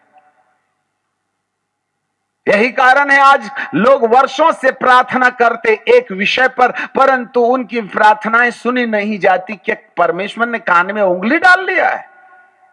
जो आपकी प्रार्थना का उत्तर नहीं मिलता, वो प्रार्थना का उत्तर इसलिए नहीं मिलता क्योंकि हमारे नाम पर कर्जा है, कर्जा हमारे नाम पर लोन है, लोन हमने उसको धोया नहीं जो हमने किया था। चेतन के रास्ते और चेतन में रिकॉर्ड है और वो उस समय तक नहीं मिटेगा जब तक कि आपके अंदर में उससे निकलने की झटपटाहट नहीं होगी, उससे निकलने की व्याकुलता नहीं होगी। इसको कहते हैं रिपेंटेंस। मैं विश्व को एक संदेश देना चाहता हूं। आज यीशु के प्यार की बातचीत की जा रही है, यीशु की दया की बातचीत की जा रही है। मुझे बोलिए, किसने पश्चाताप की बात की थी? उठाओ टीवी के उन तमाम बड़े बड़े वक्ताओं को जिन्होंने केवल यीशु के प्यार और दया की बात सिखाई थी, परंतु किसने कहा पश्चाताप? पश्चाताप तो आज के विश्व के अंदर में मसीह समुदाय से ऐसे गायब हो गया है जैसे गधे के सिर से सींग गायब हो जाता है। None of the person is talking about the repentance. यदि आज की तारीख में कलीसिया में पासबान पाप की सच्चाई बोलना शुरू कर दे तो धीरे से एक के बाद एक कलीसिया के लोग बेंच खाली कर देंगे, पादरी और उसका परिवार मिलेगा। आपको मालूम है हम धोखा दे रहे हैं और धोखा खा रहे हैं। बाइबल का परमेश्वर आज हम सबको चेतावनी देता है। आज हम अंधकार में हैं, आज हमारे ऊपर में पश्चाताप नहीं करने के कारण किए की सजा आज भी हमारी आत्मा के दिमाग में रिकॉर्ड है और यही कारण है हमको बोझ लगता है। उसी से तो आया है ब्लड प्रेशर, वहीं से तो आई है शुगर मम्मा। आज बाल बच्चे हमारी सुनते नहीं, गुंडे निकले परिवार के अंदर में। जितने धर्म है ना, सारे धर्म के अंदर में एक बेटा और बेटी जिस तरीके से अपने मां बाप का आदर करता है देखते बनता है।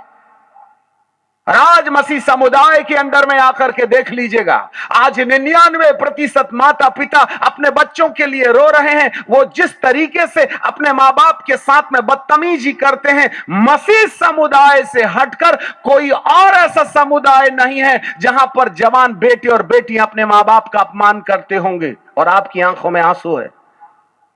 वाई? आज हमारी जवान बच्चों ने हमको ब्लड प्रेशर और शुगर इनाम दिया है। आज ये बच्चे जिनकी छाती में गोश्त नहीं है अपने बाप के साथ ऐसे बात करते हैं जैसे दादागिरी कर रहे हैं। अरे जवान बेटे और बेटियों, जितनी दादागिरी तुम माँ बाप को दिखाते हो ना, इतने जोर से जरा रोड में किसी को बात करके देखना, तब समझ में आएंगे कि तुम्हारी दादागिरी कितनी है। बेचारे बुढ़े को आंख निकालते हो तुम। जितनी ऊंची आवाज से तुम माँ और बाप के साथ में, जितनी ऊंची आवाज से और बदतमीजी के साथ में आप अपने माँ और बाप के साथ में व्यवहार करते हो, जरा बाजू वाले पड़ोसी के साथ करके दिखाइएगा, तब समझेंगे आप मोहल्ले के दादा हो। ये मजबूरी है माँ बाप की, आपकी दादागिरी को झेल रहे हैं। चाहे माता पिता हो या बच्चे हों, जो मां और बाप का अपमान करेगा, बाइबल का परमेश्वर कहता है तेरी आंखों को पहाड़ी के कौवे खोद खोद करके खा जाएंगे और रुकाब के बच्चे निकाल लेंगे। नीति वचन 30 और 30 में बाइबल कहती है, उन आंखों को, जिन आंखों से कोई पिता पर अनादर की दृष्टि करे और अपमान के साथ अपने माता की आज्ञा ना माने, उन आंखों को तराई के कौवे खोद खोद करके निकाल लेंगे और रुकाब के बच्चे खा जाएंगे। ऐसे नीति वचन 30 और 30 में लिखा है। और नीति वचन 20 में बाइबल हमें बताती है, नीति book of Proverbs chapter 20 and verse 20 लिख लीजिएगा, पढ़ने का समय नहीं है तो हम आपके लिए पढ़ लेंगे, विश्वास कीजिएगा। जो अपने माता पिता को कोसता है उसका दिया बुझ जाता है और घोर अंधकार हो जाता है। आज की तारीख में यदि सबसे कम एम्प्लॉयमेंट यदि किसी के पास में है तो मसीह समुदाय के पास में है। सारे लोग डॉक्टर, इंजीनियर और सब कुछ बन बैठे। आज मसीह समुदाय के अंदर में पाने वाले युवा युवतियों के पास में बीसीए करने की डिग्री है। यह बीसीए होता क्या है मालूम है? बीसीए का मतलब होता है बाप के कैश में ऐश। बीसीए काम के ना काज के छोकरियों के चक्कर मारने के लिए 100 सीसी की मोबाइल और टच स्क्रीन मोबाइल, 100 सीसी की मोटरसाइकिल और टच स्क्रीन मोबाइल। आज बच्चा 25 साल का, 30 साल का हो गया, बाप की कमाई खा रहा है। आज हमारे समाज के अंदर में युवाओं की दुर्दशा ऐसी क्यों है? क्योंकि उन्होंने अपने मां और बाप का अपमान किया है। तुम्हारा दिया बुझ गया, तुम्हारी आंखों के अंदर में उकाब के पक्षी खा गए, क्योंकि सोचने और समझने की क्षमता समाप्त हो गई। इफिसियों की किताब और 1 में लिखा है, अपने माता और पिता का आदर कर, इसके साथ प्रतिज्ञा है, और यदि तू ऐसा करेगा तो तेरा भला होगा, और यदि तू मां बाप का अपमान करेगा तो तेरा बुरा होगा, और यदि तू मां बाप का आदर करेगा तो तू लंबे समय तक जीवित रहेगा, और अनादर करेगा तो जल्दी मर जाएगा, 40 साल में बुढ़ा हो जाएगा। रिपेंट, यह है अंधकार। बाइबल का परमेश्वर कहता है पश्चाताप, और पश्चाताप करने वाले व्यक्ति को अपनी गलतियों से छुटकारा दिलाने वाला कोई है, और वो है यीशु। अंधेरे में, अंधकार में उजियाला आ गया, और घोर अंधकार में ज्योति आ गई, और घोर अंधकार के अंदर में रहने वाले लोगों पर बड़ी ज्योति चमकी। पहले उजियाला है, फिर ज्योति है। उजियाले के अंतर्गत प्रभु हमारे अंदर पापों की क्षमा देते हैं, और यदि आप में से किसी को पाप क्षमा के बाद में एक ऐसे जीवन की लालसा है जिससे आपको अनंत जीवन मिल जाए, तो शायद हमारे लिए भला होगा। 2 प्रकार के उद्धार हैं, याद रखिएगा। जरा हम एक बार यदि उसी ड्रामा को करके दिखाएं तो ज्यादा अच्छा समझ में आ जाएगा। जल्दी से जो बिटिया लोग कल आई थी, 4 के साथ 5 बिटिया लोग जल्दी से आ जाएं, वो या कोई दूसरी। आज हम उस ड्रामे को थोड़ा सा आगे ले जाएंगे, अपना समय व्यय किए हुए जल्दी से दौड़ करके आ जाए, जिससे कि आपको वो सच्चाई दिखाई जा सके। 1 2 3 4 जरा देखिएगा। अब हम उस रहस्य को ड्रामा के द्वारा बताना चाहते हैं, जिसके रास्ते प्रभु आपको कुछ नई बातें प्रकाश में लेके आएंगे। ठीक है, जल्दी आ जाइए। सबसे पहले शरीर कौन था? जल्दी आ जाएं। शरीर, ये शरीर है। नंबर 1, प्राण कौन है? ये प्राण है। आत्मा कौन है? आत्मा आ जाए, थोड़ा उस तरफ, पीछे छुपो नहीं। आत्मा, थोड़ा और पीछे जाओ। यह है अदन, यह है जमीन से बनाया हुआ शरीर। परमेश्वर ने जब अपनी आत्मा से आत्मा अलग किया तो उसको आत्मा बनाया स्वरूप, और अपनी बुद्धि में से बुद्धि निकाला और उसको बनाया समानता में बुद्धि। और परमेश्वर ने फूका आत्मा। तो इधर आइए, आत्मा। तो आत्मा को प्रभु ने फूका।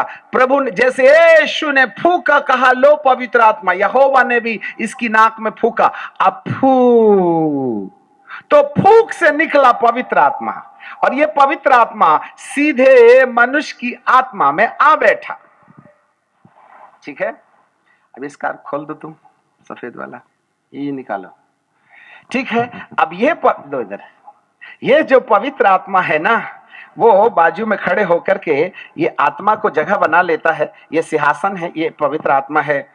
पकड़ो इसको, तुम नहीं, तुम आत्मा नहीं। तो बुद्धि को वो इस तरीके से सफेद शॉल डाल देता है। Human spirit, Holi spirit, human mind and body. ये जो सफेद शॉल है ना, ये पवित्र आत्मा का प्रेम, आनंद, मेल, धीरज, कृपा, भलाई, विश्वास, नम्रता और संयम है। जी हाँ, ये था आदम, और इसके कारण से इसका शरीर महिमावान हो गया था, ग्लोरियस बॉडी। ये कपड़ा नहीं पहना था, फिर भी उसको नंगा नहीं दिखाई देता था, because the glory of God was covering his flesh. अब आदम ने फल खा लिया, परमेश्वर ने जिसको मना किया था उसको इसने खा लिया। तो जैसे ही आदम ने फल खाया, पवित्र आत्मा ने बोला, पिता आदम ने फल खा लिया, पाप कर लिया, उसके बुद्धि वाले मन से, उसके शरीर के मन से, आत्मा के मन में पाप की बदबू आने लगी, मुझे घुटन हो रही है। तो पवित्र आत्मा कहते हैं, पिता कहते हैं, अच्छे पवित्र आत्मा, अब तुमको सांस में घुटन हो रही है तो जल्दी करो, बाहर आ जाओ। और सुनो, जैसे तुम आओगे ना तो अपना शॉल भी साथ लेके आना, आ जाइए बाहर। चलिए, अब ये पवित्र आत्मा पिता के पास चला गया। एक बात ध्यान रखिएगा, जब पवित्र आत्मा गए ना तो उन्होंने अपना सफेद शॉल अर्थात प्रेम, आनंद, मेल, धीरज, कृपा, भलाई, विश्वास, नम्रता और संयम भी साथ ले गए।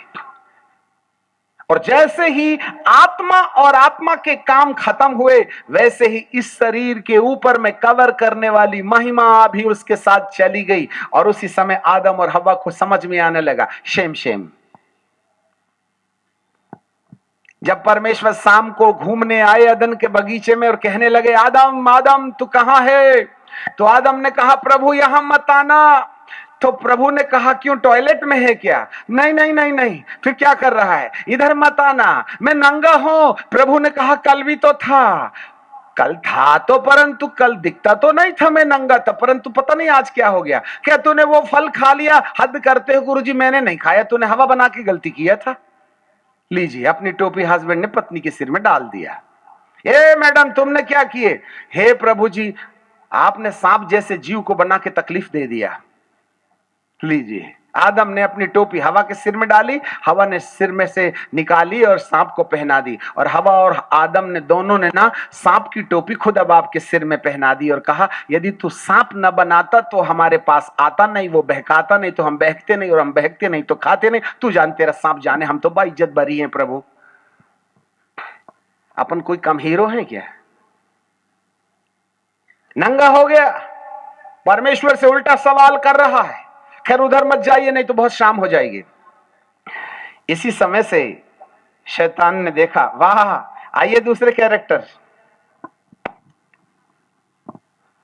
उसने देखा कि ये घर खाली है, इसलिए वो आदम की आत्मा में आकर के सिंहासन लगा के बैठ गया।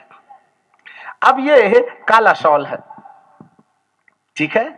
सफेद शॉल की जगह उसने ये काला शॉल उसके ऊपर में डाल दिया। थोड़ा खोल कर रखो बेटा, है ठीक है, डाल दिया।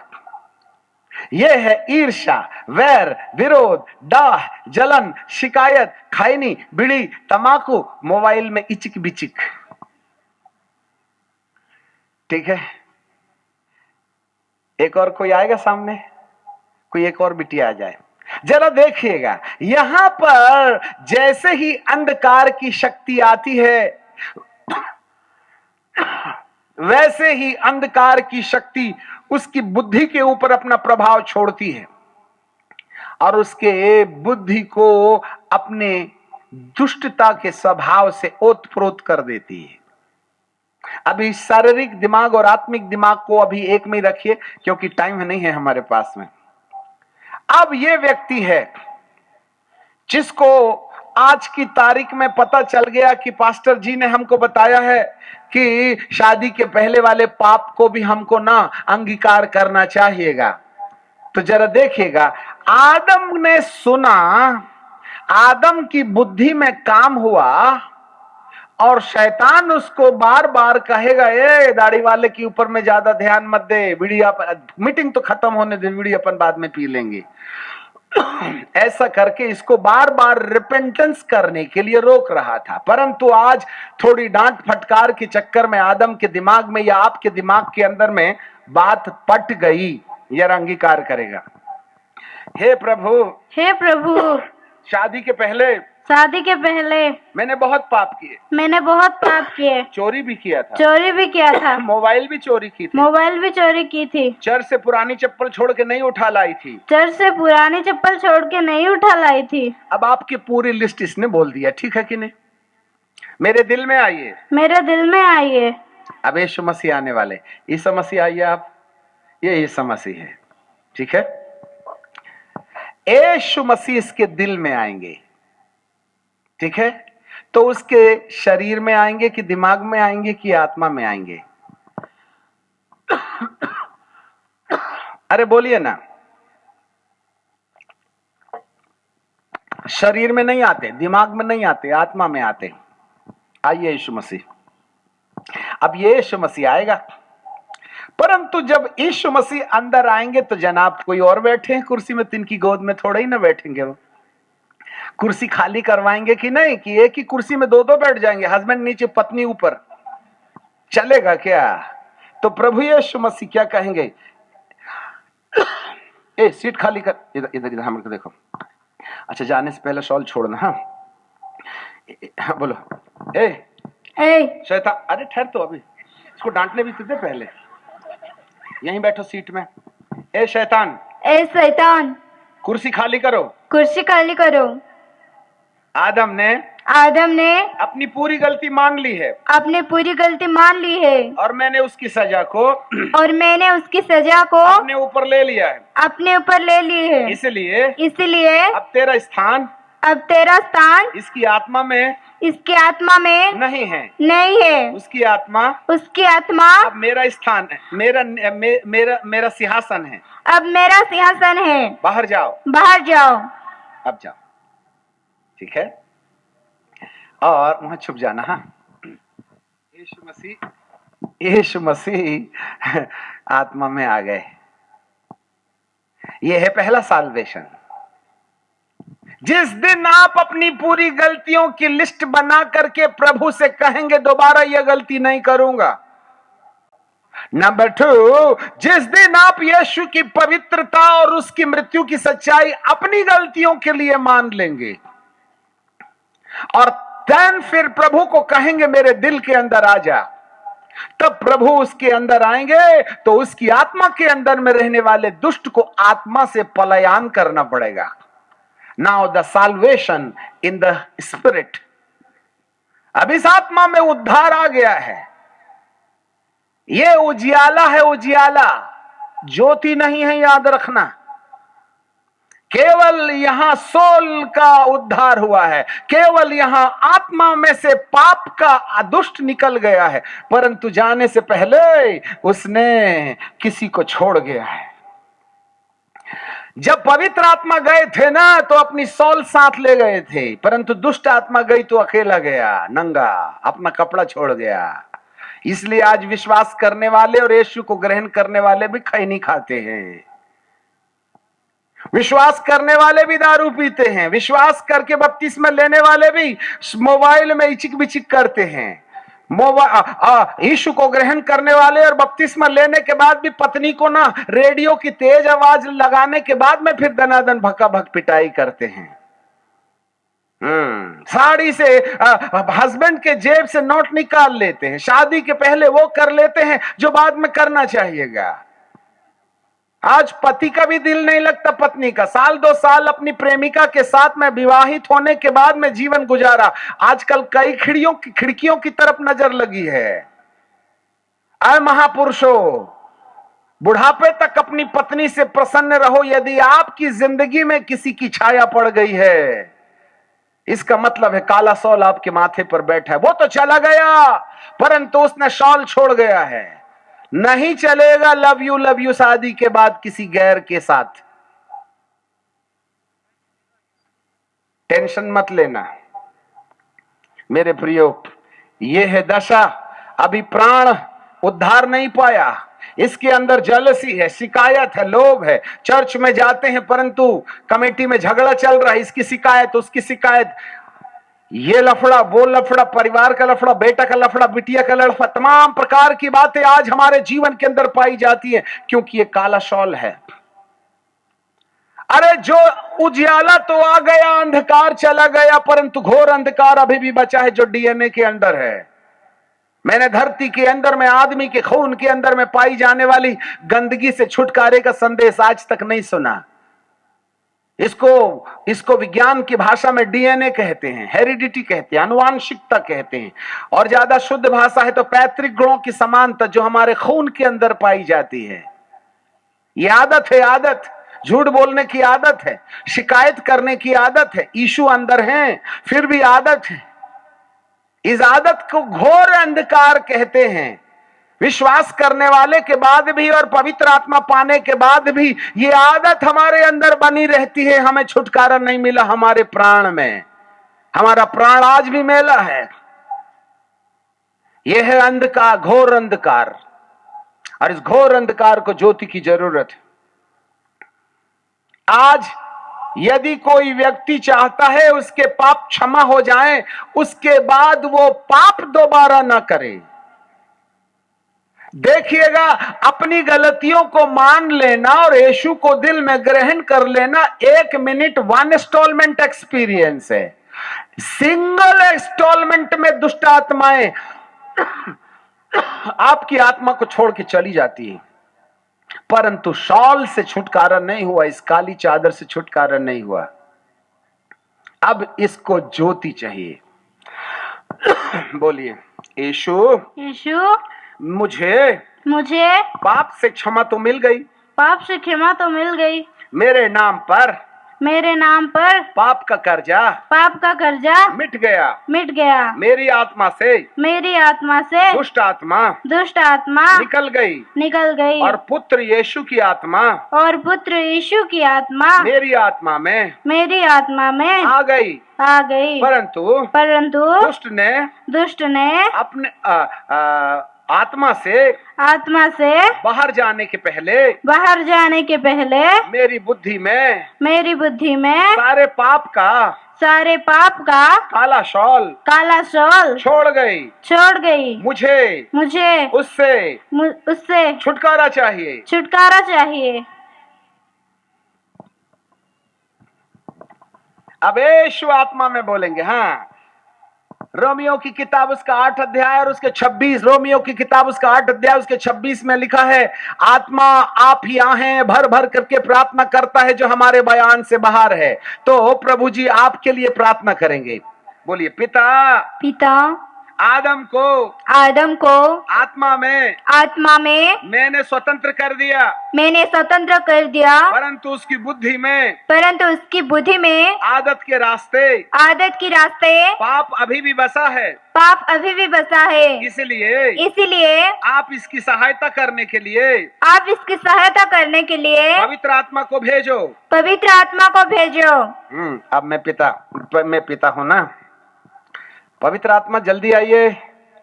आदम ने ना घोर अंधकार से ज्योति में आने का निश्चय ले लिया, चलो जल्दी से आ जाओ। ये बात, आत्मा, पुत्र की आत्मा और पवित्र आत्मा, अब यहां 5 हो गए। इसके बाद भी जब पवित्र आत्मा आया ना, तो शॉल साथ लाया है, याद रखना। पर आते बराबर उसने अपना शॉल उसके माथे पर नहीं डाल दिया। हर मनुष्य को एक काम करना पड़ेगा। हे पवित्र आत्मा, मेरे बुद्धि में जो काला शॉल है, शरीर के प्रभाव, ईर्षा, वैर, विरोध, दाह, जलन, शिकायत, खैनी, बीड़ी, शराब, मोबाइल का पाप उसे निकालो। मैं अपनी बुद्धि आपके हाथों में समर्पित करती हूँ। अच्छा देखो, अब समर्पण हो गया, ठीक है। अभी क्या होगा जरा देखिएगा। हाँ, अब सबसे बहुत सिंसियर एपिसोड यहां शुरू होगा। Listen me carefully. अभी आपका शॉल उठाइए, ठीक है। जैसे जैसे एक व्यक्ति अपने मन को समर्पित करने की दशा में पवित्र आत्मा को सब्जेक्शन देगा तो क्या होगा, जरा देखिएगा। जिस रेशियो में पवित्र आत्मा इसके अंदर जाएगा, उसी रेशियो से उसका जो डीएनए है उसके जीवन से निकल के बाहर जाएगा। जिस परसेंटेज में सफेद सॉल आएगी, उसी परसेंटेज में ये अंधकार की शक्ति उसको छोड़ करके जाएगी। यदि 10% ईश्वर का स्वभाव आएगा तो 10% शैतान का स्वभाव जाएगा। यदि 50% परमेश्वर का स्वभाव आएगा तो 50% आपका स्वभाव जाएगा। यदि 90% परमेश्वर का स्वभाव आएगा तो 90% शैतान का स्वभाव जाएगा।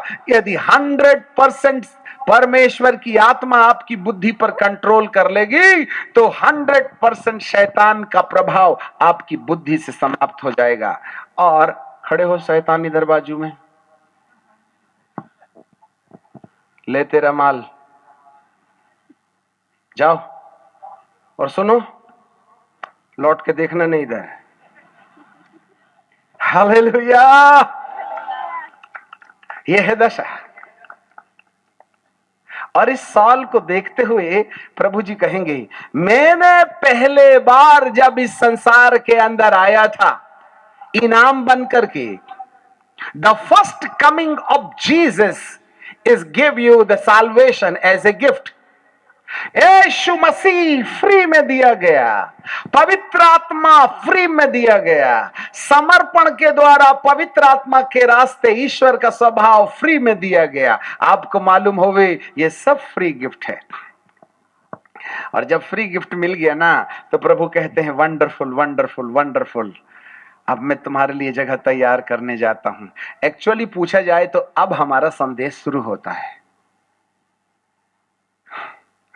अब तक हम समय बना रहे थे।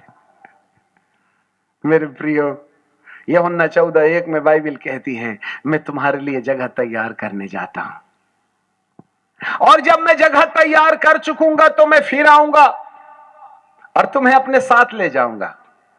अब जरा देखिएगा, यीशु मसीह एक तो दिल में बैठे हैं, पुत्र की आत्मा गलातियों 6 के अनुसार, परंतु ये पुत्र जो था, अब मैं थोड़े समय के लिए पुत्र का कैरेक्टर करूंगा, मैं पुत्र का एपिसोड सामने लाऊंगा। मेरी आत्मा मनुष्य की आत्मा में है और मैं शरीर में जो जी उठा हूं, पिता के दाहिने ओर बैठा हूं, और पिता कहते हैं जाइए आदम को ले आइए और दूसरे आगमन में दुल्हन की तरह इसको लेके आना है, ठीक है ना। तो मैं आकाश से आ रहा हूं, देखो वह आसमान में बादलों के साथ आने वाला है, हर एक आंख उसे देखेगी, जिन्होंने छेदा है और भेदा है वे भी उसे देखेंगे, और ऐसा करके देखेंगे। वाह। अब यहां पर एक व्यक्ति है जिसको मैं देख रहा हूं, आदम हाउ आर यू, ओके, अच्छा, आदम की बुद्धि, वाह वाह वाह वंडरफुल, और आदम की आत्मा, वाह वाह, तुम्हारे अंदर कौन है, ओ यीशु, और पवित्र आत्मा, अच्छा पवित्र आत्मा, तुमने तो कमाल कर दिया, इसके पूरे शॉल को तुमने गायब कर दिया और इसके अंदर में पवित्र आत्मा के सारे लक्षण दिखाई देते हैं। नाउ यू आर क्वालिफाइड, अब तुम तैयार हो, क्योंकि जिस बुद्धि को पवित्र आत्मा ने नियंत्रित कर लिया है ना, ये वाली बुद्धि वहां बहुत आसानी से एडजस्ट हो जाएगी, क्योंकि प्रेम, आनंद, मेल, धीरज, कृपा, भलाई, विश्वास, नम्रता और संयम के कारण मैं इसके शरीर को जो मट्टी का है ना, उसको मैं महिमा की देह में बदल दूंगा। या मरा होगा तो भी और जीवित होगा तो भी, मर गया है तो सड़े हुए को जिंदा करूंगा, और यदि जीवित है तो मैं उसको बदल दूंगा। यीशु आकाश में आएंगे, ललकार का शब्द होगा, मौत को ललकारेगा, प्रधान दूत का शब्द सुनाई देगा, उसका नाम पुकारा जाएगा, तुरही फूकी जाएगी, मुर्दों में से जिंदा हो जाने के बाद वह स्वतंत्रता की मनादी कहेगा और कहेगा चलो मेरे साथ में दुल्हन के समान। आपको मालूम है इसको महिमा की देह मिलेगी एक ही शर्त पर, जब पुत्र, पवित्र आत्मा और उसके समर्पित मन में ईश्वर का स्वभाव होगा। यदि ये कंडीशन आपके साथ है तो आपका रिजर्वेशन ऊपर से पक्का। बिटिया काला शॉल ले गई, ठीक है। अच्छा, एक थोड़ा सा उदाहरण हम और दिखा दें। यह पवित्र आत्मा अंदर जरूर है, परंतु आपने उसको काम में नहीं लाया और आपका डीएनए काम कर रहा है, ठीक है। पेंटिकॉस्टल तो बन गए आप, अन्य भाषा जरूर बोल रहे हैं, परंतु पवित्र आत्मा के गुण दिखाई नहीं दे रहे हैं। वही पुरानी आदत, तमाकू, बीड़ी, सिगरेट वाली। प्रभु जी कहेगा यीशु तो है, कोई बात नहीं, पवित्र आत्मा भी है, परंतु इसका मन नहीं बदला। ऊपर जाके ये आत्मा और आत्मा का दिमाग न बीड़ी मांगेगा और मेरे लिए दिक्कत हो जाएगी, इसलिए कहेगा बाय बाय। बपतिस्मा ले लिया, हाँ ले लिया, यीशु को ग्रहण कर लिया, कर लिया, पवित्र आत्मा पा लिया, पा लिया, और पवित्र आत्मा के चलाए चला गया। नहीं, तो ऐसा कर, तू यहीं रहे, मैं नहीं ले जाता तेरे को। हेलो, आए यीशु को ग्रहण करने वालों, आए यीशु के साथ पवित्र आत्मा को ग्रहण करने वालों, यदि आपने पवित्र आत्मा के लिए अपनी बुद्धि समर्पित नहीं किया और यदि पवित्र आत्मा ने 9 अनुभव आपकी बुद्धि पर डालने के द्वारा उसकी बुद्धि से पुराने वाले शॉल को नहीं निकाला, तो हमारा यीशु के साथ जाने में समस्या का विषय बन जाएगा। नो कंसीडरेशन, क्योंकि ये नॉन मटेरियल जो माइंड है ना, इसमें बीड़ी है ना, तो ऊपर जाके ये आत्मा बीड़ी ही ढूंढेगी। इस बुद्धि के आत्मिक बुद्धि में जो याददाश्त है ना, जिसको नॉन मटेरियल ब्रेन कहते हैं, सबकॉन्शियस माइंड, ये सबकॉन्शियस माइंड जो है ना, ऊपर जाएगा तो वहां भी मोबाइल से ऐसा ऐसा करेगा। अब भले ही मोबाइल ना हो तो एक कोने पर, आदत हो गई ना, एक कोने पर खड़े हो जाते हैं यूं करके, एक पैर को यूं कर लेते ऐसा करके, ठीक है, और इसके बाद में इचिक बिचिक। तो अब आत्मा के पास में मोबाइल तो नहीं रहेगा, तो हाथ को ऐसा करेगा, ऐसा। तो प्रभु कहे हाथ में क्या देख रहा है? नहीं, आदत पड़ी है, क्या बताऊं। तो प्रभु कहे इधर देखना। हाँ ठीक है, अरे इधर देख तो लिया प्रभु, क्या 24 घंटा देखते रहूंगा क्या? प्रभु कहेगा इस कमबख्त को बाहर निकालो, ये हमारे डिसिप्लिन में नहीं एडजस्ट होता है, ये हाथ को बार बार इचिक बिचिक करता है। हे प्रभु, मैंने पवित्र आत्मा पाया था। अरे पाया होगा, पर हाथ में क्या झांक रहा है? निकालो इसको। हेलो ब्रदर्स, उद्धार फ्री गिफ्ट है, परंतु स्वर्ग नहीं। प्रकाशित वाक्य की किताब उसके 21वें अध्याय में लिखा है, जब प्रभु यीशु मसीह दूसरे आगमन में आएंगे तो बाइबल कहती है वह उसके कामों के आधार पर उद्धार देंगे। मैं आपके लिए कुछ पदें पढ़ दूं। प्रेरितों की प्रकाशित वाक्य की किताब उसका 22वां अध्याय और उसका 12वां पद, देख मैं शीघ्र आने वाला हूं, हरेक के काम के अनुसार, विश्वास के अनुसार नहीं, काम के अनुसार मैं प्रतिफल दूंगा। बाइबल हमें बताती है, दूसरा कुरिन्थियों की किताब और उसका 5वां अध्याय और उसका 10वां पद, दूसरा कुरिन्थियों की किताब और उसका 5वां अध्याय और उसका 10वां पद मैं आपके लिए पढ़ दूं। वहां लिखा हुआ है, क्योंकि अवश्य है कि हम सब का हाल मसीह के न्यायासन के सामने खुल जाएगा। हर एक व्यक्ति अपने अपने भले बुरे कामों का बदला जो उसने देह में किया है पाएगा। भले और बुरे कामों के आधार पर बदला मिलेगा, विश्वास के आधार पर नहीं मिलेगा। यशायाह की किताब उसके 40वें अध्याय में और उसके 10वें पद में लिखा है, मैं मजदूरी देने के लिए आ रहा हूं, और वो मजदूरी है यदि तेरा मन आत्मा के द्वारा। रोमियो की किताब और उसका 8वां अध्याय उसके 14वें पद में लिखा है, जो आत्मा के चलाए चलते हैं वे ही परमेश्वर के पुत्र हैं। अर्थ अर्थात अपनी बुद्धि को आत्मा के अनुसार ढांक लेना। यीशु, आपको मालूम हो, सिर्फ इस सफेद सॉल के कारण इसको महिमा की देह मिलेगी, और इस काली सॉल के कारण इसका शरीर जिंदे होने में देरी करेगा। आज की तारीख में हमारे यहां चर्च में कोई मर जाता है, विश्वासी तो था, बीड़ी भी पीता था, पत्नी को भी पीटता था, और जब हम कब्रिस्तान में ले जाते हैं तो कहते हैं, हे प्रभु, इस दास को तूने अपने पास बुला लिया, जबकि दारू पी के मरा है, और जब तू आएगा तो ये शरीर जिंदा हो जाएगा। तो प्रभु अंदर ऊपर से आवाज लगा के कहते हैं, ए खबरदार, रॉन्ग कन्फेशन, इसको नहीं ले जाता, ये मेरा दास नहीं है, इसका शरीर जिंदा करके वहां गड़बड़ पैदा करूंगा क्या? एक तो बड़ी मुश्किल से शैतान को नीचे गिरा के स्वर्ग साफ किया, ये दारू पीने वाले को ले जा करके मैं अपना घर फिर से खराब करूंगा क्या? मुबारक हो धरती पर तू, दुआ नहीं करना उल्टी सीधी, खबरदार, नहीं तो तेरे को भी नौकरी से। क्या करें, चंदे के चक्कर में झूठ बोलना पड़ता है ना, परिवार नाराज हो जाएगा हमसे। लूट लिया चर्च की प्रॉपर्टी को, परमेश्वर का दास बोल रहे हो आप उसको। कब्रिस्तान लूट लिया उसने, चंदे की थैली लूट लिया उसने, पत्नी को मारा, घर से निकाल दिया, और दूसरे के साथ में रह रहा है। और हम पासवान ने उसको माटी पर गाड़ के कहा, हे पिता, अपने दास को अपने पास बुलाने से प्रसन्न रहा। प्रभु कहते हैं, ग्रेट कंफ्यूजन, मैंने नहीं बुलाया, अधलोक का स्वामी बुला के ले गया है उसको, इधर नहीं आया, वो नीचे गया। हे पिता, फलाने की आत्मा को शांति दे। तो प्रभु जी पूछते हैं, कौन सी बाइबल में लिखा है मरे हुए पापी की आत्मा को तेरी प्रार्थना से शांति दे दूंगा मैं?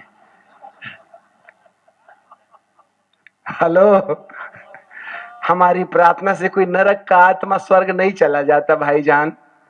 आपको अपने कर्मों के हिसाब से ऊपर की टिकट लेके मरना पड़ेगा, और ये सब कुछ फ्री में देने वाला है। मेरे प्रियो, यही कुछ आज प्रभु आपको संदेश देना चाहते हैं। मैं शीघ्र ही आने वाला हूं।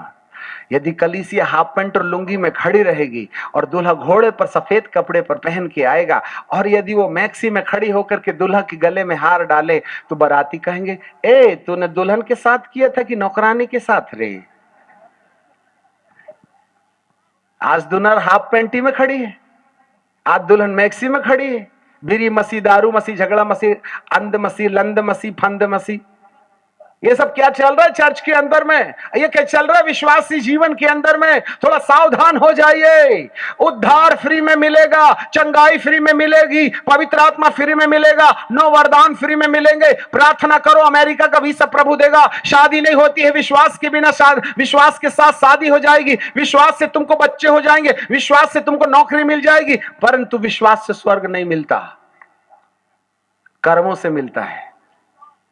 सब कुछ इनाम है, स्वर्ग इनाम नहीं है। स्वर्ग प्रतिफल है, प्रतिफल। स्वर्ग मजदूरी है, मजदूरी। आपको कमाना होगा। यीशु मेरे दिल में आ जा, आ गया, पाप क्षमा कर दे, कर दिया। आप बोलिए ले जा, तो कहेगा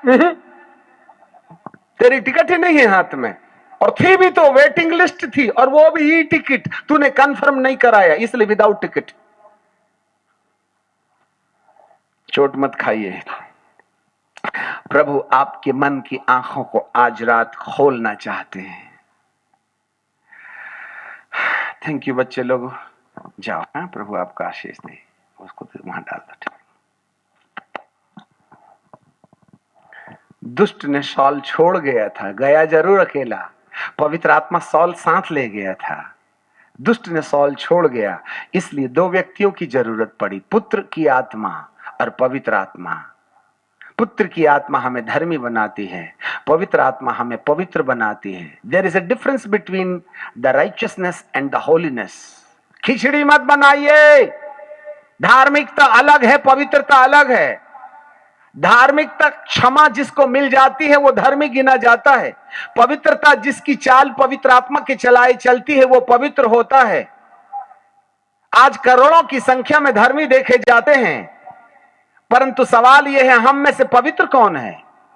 पवित्र केवल वो है जो पवित्र आत्मा के समर्पण के प्रति अपने डीएनए से, हेरिडिटी से, आनुवंशिकता से, पैतृक गुणों की समानता के घोर अंधकार से, अंधकार है पाप, क्षमा मिल जाएगी उजियाले से, परंतु घोर अंधकार है हमारी आदतें, हमारी प्रैक्टिसेस। एक छोटा सा मजाक करते हैं, यही कि कुछ झारखंड में एक जगह मीटिंग चल रही थी कोल माइंस में, और बड़ी भारी भीड़ थी, ऐसे हजारों की संख्या में लोग थे, और एक लंगड़ा सामने बैठा था बैसाखी लेके। तो सब लोग चंगे हो रहे थे और वो लंगड़ा पीछे देख करके कहा हालेलुया, प्रेज द लॉर्ड। दूसरों की चंगाई देख के खूब खूब खुश हो रहा था, और मैं देख रहा था दूसरों को चंगा होते हुए खुश हो रहा, परंतु वो खुद चंगाई पाना चाहिए बोल के उसको मन ही नहीं था। तो हमको लगा तू दूसरों को देख के बहुत खुश हो रहा है, तू भी तो चल के प्रैक्टिस कर, उठ खड़े हो जा। तो बैसाखी पकड़ने लगा। मैंने कहा उसको छोड़। कई बार ऐसे ऐसे बीमार रहते हैं जो अच्छे ही होना नहीं चाहते हैं, ठीक है। उसको बोला उठ तो उठ गया, चल तो चल, चल पड़ा, चल रहा है, दौड़ रहा है, चल रहा है, दौड़ रहा है। मैं बोला ऐसा चल सकता था? तो वो बोल रहा है उसको विश्वास ही नहीं हो रहा मैं चल रहा हूं, जैसे सपने में है। ऐसे ऐसे पागल बीमार आ जाए तो हमको पागल खाना भेज दे, ये ठीक है कि नहीं? हाँ, उसके बाद में अच्छा वो चलने लगा। ऐसा चल सकता था क्या? नहीं। बैसाखी उठा, चल रहा है, दौड़ रहा। और मैं बोला देखो ये बैसाखी को घर में लटका देना, इसको तोड़ना नहीं, जलाना नहीं, और तेरी गवाही होगी, और कल बिना बैसाखी के आना। तो मैं देख रहा था कि वो लंगड़ा जरूर आएगा, क्योंकि मुझे बहुत उजियाले में दिखाई दे रहा था। तो वो लड़का चल आ रहा था और आते समय यूं मार रहा था झटका से। हम बोले तू कमर से झटका क्यों मारता है, सीधे चल। तो सीधे चलने लगा। तब मैं बोला जब तू सीधे चल सकता है तो ऐसा झटका क्यों मारता है? तो क्या बोला, अंकल जी 14 साल से ऐसा ऐसा करने की आदत पड़ गई है, चल जरूर सकता हूं पर मारने की प्रैक्टिस हो गई है। यही है डीएनए। आप चल जरूर सकते हो परंतु झटका जरूर मारिएगा। क्यों मालूम है क्या? यह है घोर अंधकार। This is the practice. और आज तक मैंने धरती पर हमारे अंदर भौतिकवाद के आधार पर जीवन जीने वाली प्रैक्टिस से आजादी का संदेश देने वाला धरती पर एक भी प्रचारक मैंने नहीं देखा। None of the person is talking about the DNA which is abiding in the believer's life. और यही डीएनए है आपको ऊपर ले जाने से रोक देगा। इस प्रैक्टिस से छुटकारा पाना, घोर अंधकार से छुटकारा पाना है। आपने तो अंधेरे से छुटकारा पाया है, पर घोर अंधकार तो अभी भी अंदर है।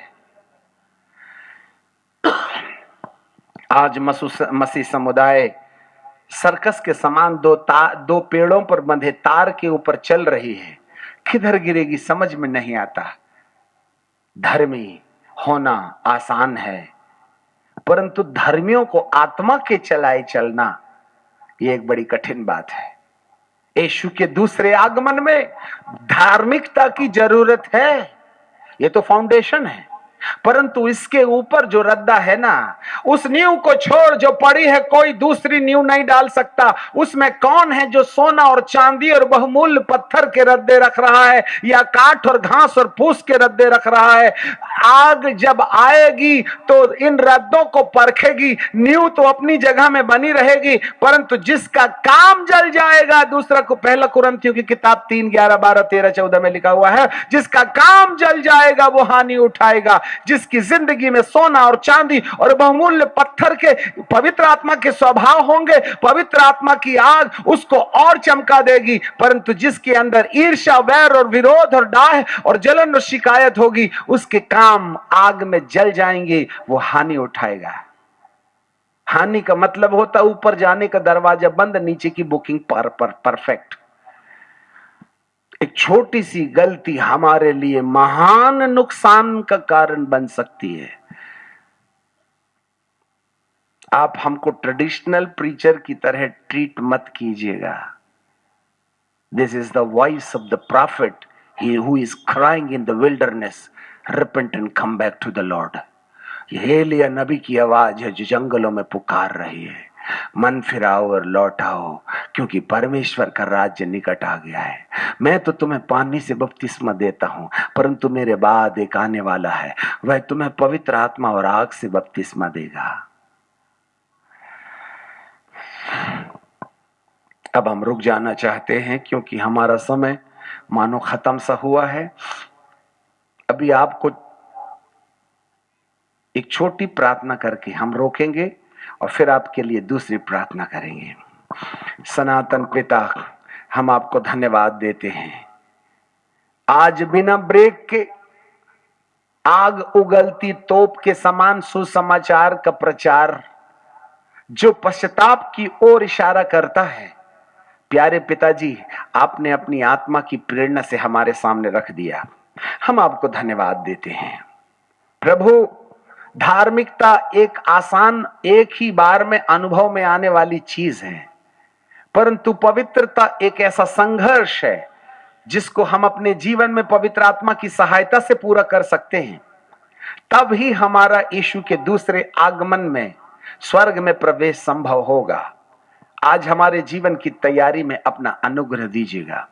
आपको महिमा और आदर देते हैं, यीशु नासरी के नाम से मांगते हैं, आमीन।